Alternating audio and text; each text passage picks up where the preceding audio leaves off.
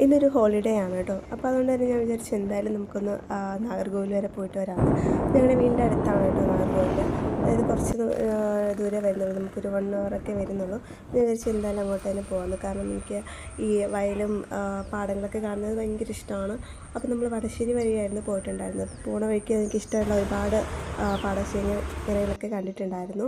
അപ്പോൾ ഞങ്ങൾ അവിടേക്ക് ഇറങ്ങി ഫോട്ടോസൊക്കെ എടുത്ത് വീഡിയോസൊക്കെ എടുത്തിട്ട് നമ്മൾ നേരെ പിന്നെയും പോവാണ് നാഗർകോവിലേക്ക്. അപ്പോൾ പിന്നെയും പോകുന്ന വഴിക്കൊക്കെ നമുക്ക് ഒരുപാട് നല്ല കാഴ്ചകളൊക്കെ കണ്ടിട്ടുണ്ടായിരുന്നു. അങ്ങനെ നമ്മൾ ഏകദേശം നാഗർകോവിൽ എത്താറൊക്കെ ആയിട്ടുണ്ടായിരുന്നു. അങ്ങനെ നമ്മൾ നാഗർകോവിൽ റീച്ച് ചെയ്തു. ഓക്കെ, അടുത്ത് നമ്മൾ വന്നേക്കുന്നത് ആര്യഭവനിലാണ് നാഗർകോവിലുള്ള.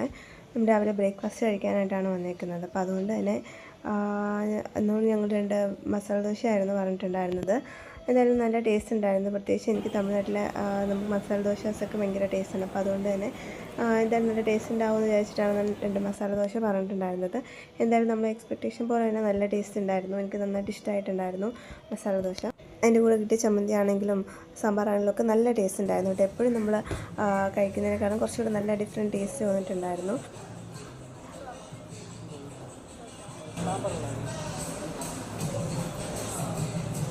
അത് കഴിഞ്ഞിട്ട് നേരെ ഞങ്ങൾ വിജയുടെ മൂവിക്ക് കയറിയിട്ടുണ്ടായിരുന്നു. ജനനായകൻ സൂപ്പർ ഫിലിമായിരുന്നു കേട്ടോ.